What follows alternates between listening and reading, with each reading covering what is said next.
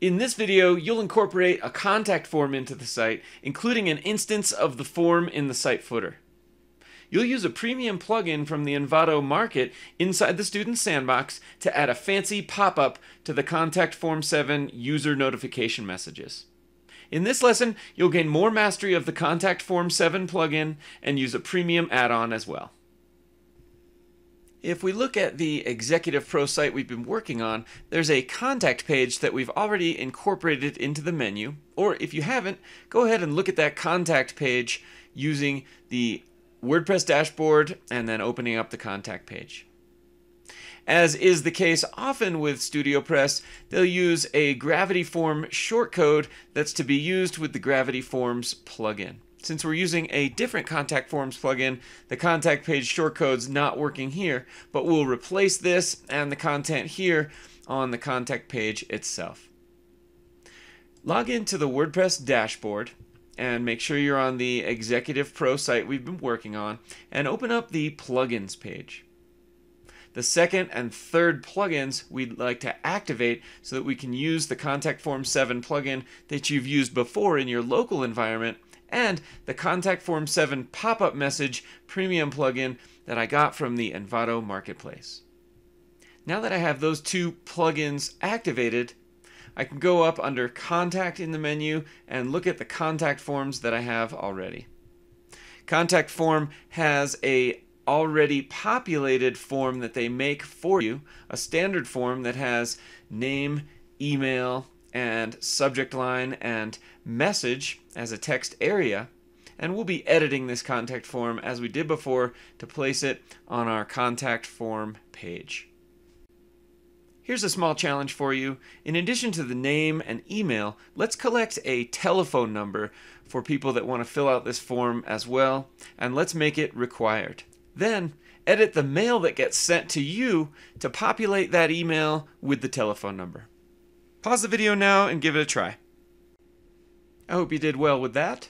Here's how I do it. I'd go to the form here, and the first thing I'm going to do is after your email required, including the paragraph tags, I'm going to hit Control-C and copy that and paste it into here and label it with your phone number. Oops. Okay. Now, instead of email your email, that shortcode is going to be different. So I'm going to click the telephone. I'm going to click required field, and I'm just going to leave it as the default, and I can say insert tag. It inserted it where the code was. In fact, if I save this first, this might be easier. I can go to mail right here and I can select that one now that it knows that it is there. So name, email, subject, and just below the message body, I'll type phone number and place it there. And now I'll save the contact form. Great. I hope you accomplished that as easily as I did. Let's go and look at the pop-up message add-ons tab. Because we've activated the pop-up message add-ons, we're able to choose from these pop-up message add-ons, instead of having messages that just appear below the submit button, any of these messages will be, displayed when the person hits the submit button. But instead of just a small little text message, these pop-ups will have a nice big impact with their colors. So let's pick a color that matches. I like this blue with the green button and the white lettering. So if I just click that and hit save, we can test that in a moment. Now I'd just like to show you quickly where I got this pop-up message add-ons plugin from the Envato Marketplace. At envato.com, I can click here and go to the Envato Market. And I'll admit, I didn't buy this plugin. By being a member of the Envato Marketplace and having an account, it was one of their freebies that they were giving away. And because I use the Contact Form 7 plugin, it was a great freebie for me to get. So if I choose Code Canyon, That's where WordPress plugins exist. And I'll just type the title and see if I can find it. Contact Form 7 pop-up message. It's an $11 plugin, and I got it for free, but it's part of our premium plugins inside the Student Sandbox, and it's a nice plugin available from Envato. Next, let's populate our contact page with the correct shortcode and maybe a short message about filling in the contact form. So I'll go back to the WordPress dashboard. I'll go back to the contact form itself and just click there once and hit Control C, where you can right click and of course copy it to the clipboard.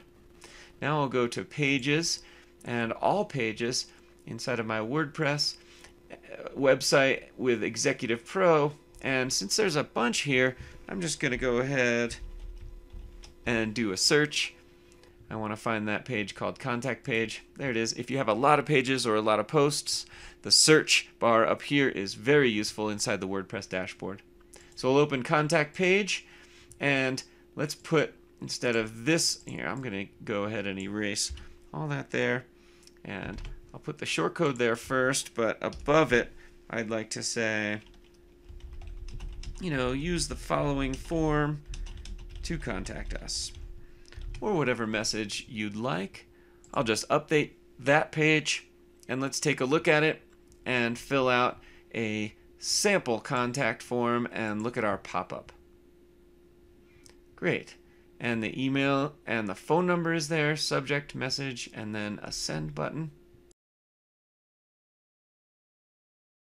Just filling out the form here as if I was a customer. Here's my question, and when I hit send, I get a nice pop-up where it dims the background and I have to read that it's been sent. Okay, now if there was an error, that would be very obvious and I could tell what was going on. Now let's make a contact form that's visible on every page of the website, including the home page and even posts and different pages within the website in the bottom footer here. Your challenge is to paste that same shortcode into a footer widget and arrange your footers so that it looks good. Pause the video now and give it a try. How'd it go? Well, let's see how I get on doing the challenge. If I go back to the WordPress dashboard, I'm going to want to use the customizer so that I can see in live editing mode what my changes look like as I go. And I'll go to widgets and I'm going to edit. Let's see, if I scroll down to the bottom, I think I'll leave the company profile. I can get rid of this recent posts and potentially put that contact form straight in the middle here and see what it looks like there. So footer number 2, I'm going to remove that from footer widget 2 area. And I'm going to add a widget, and the way I'll put my contact form in there is I'll just make a text widget and place that shortcode that I had pasted into our contact page. So here's a text widget. I could title it Contact Us. And in the content, I'll paste that form, and let's see what it looks like. Nice. Now, of course, it's very long. So what can I do?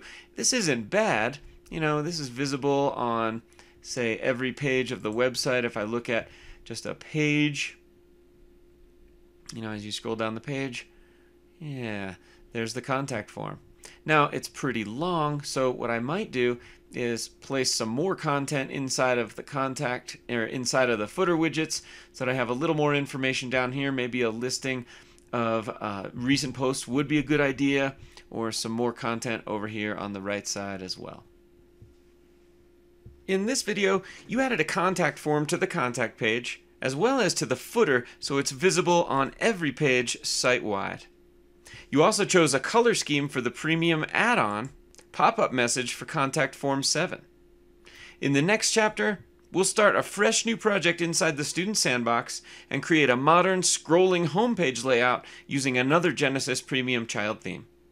We'll explore the homepage layouts that StudioPress uses in some of their child themes and populate our site with a custom post type using the CustomPress Premium plugin.